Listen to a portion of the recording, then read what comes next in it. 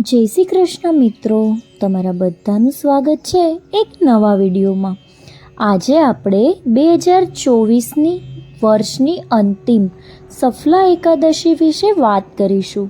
તો આજે આપણે જાણીશું કે સફલા એકાદશી ક્યારે છે, તેનું મહત્ત્વ અને કથા। ભગવાન વિષ્ણુના ભક્તો માટે એકાદશીનું વ્રત સૌથી પવિત્ર માનવામાં આવે છે, કારણ કે એવી માન્યતા છે કે એકાદશીનું વ્રત કરવાથી આધ્યાત્મિક માર્ગમાં સફળતા મળે છે।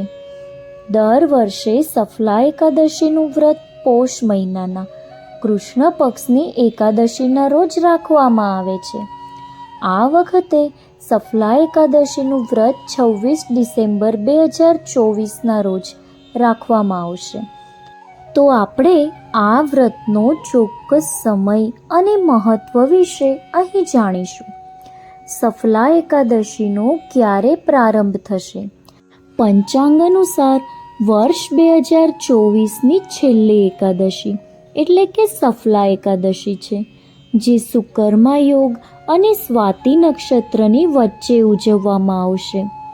એકાદશી તિથિ 25મી ડિસેમ્બર 2024ના રોજ રાત્રે 10:29 શરૂ થશે અને એકાદશી તિથિ 27મી ડિસેમ્બર 2024ના રોજ સવારે 12:43 સમાપ્ત થશે।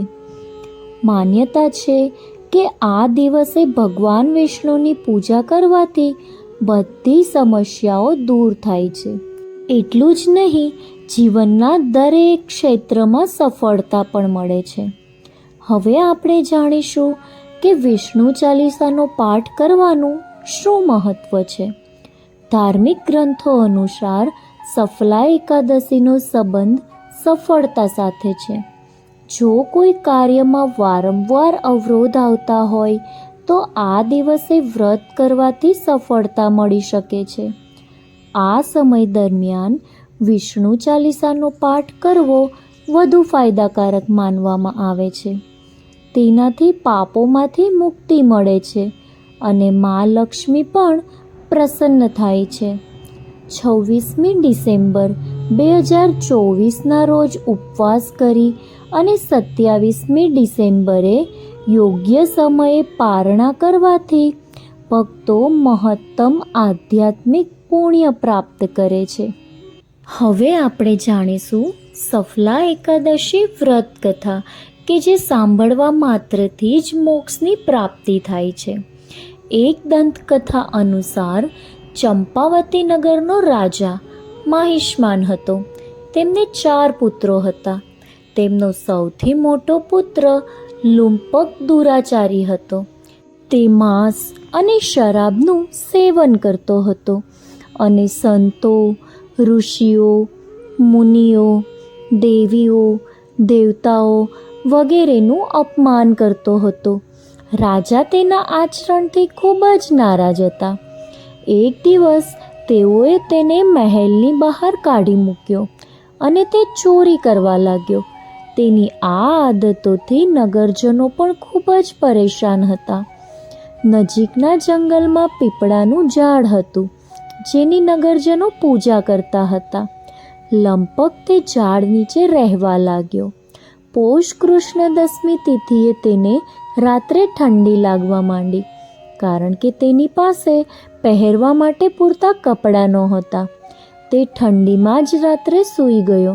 ઠંડીના કારણે શરીર અકળાઈ ગયું હતું।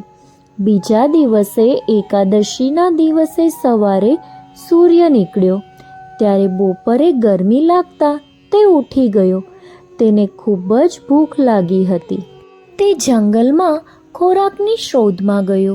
ભૂખ અને તરસથી તે ખૂબ જ નબળો પડી ગયો હતો, તેથી તે શિકાર કરી શકવા પણ સક્ષમ ન હતો।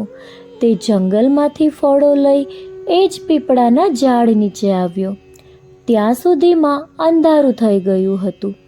ફળો મૂકીને કહ્યું, હે નાથ, આ ફળો તમને નિવેદિત, હવે તે જાતે જ ખાઓ। તે તેના પહેલાંના પાપકર્મોનો પસ્તાવો થઈ રહ્યો હતો। તેણે ભગવાન પાસે માફી માંગી। શ્રી હરિવિષ્ણુ તેના અજાણતા કરવામાં આવેલા આ ઉપવાસથી પ્રસન્ન થયા. તેમણે લુંપકના પાપોનો નાશ કર્યો. પછી એક આકાશવાણી થઈ અને કહ્યું, હે લુંપક, તમારા વ્રતથી પ્રસન્ન થઈને શ્રી હરિએ તમારા બધા પાપોનો નાશ કરી નાખ્યો છે. હવે તમે મહેલમાં પાછા ફરો અને તમારા પિતાને રાજકાજમાં મદદ કરો. રાજા તરીકેનો કાર્યભાર સંભાળો. આ સાંભળીને લુંપકની ખુશીનો તો પાર ન રહ્યો. તેમણે ભગવાન વિષ્ણુના નામનો જય જયકાર કર્યો અને પોતાના મહેલમાં પરત ફર્યો.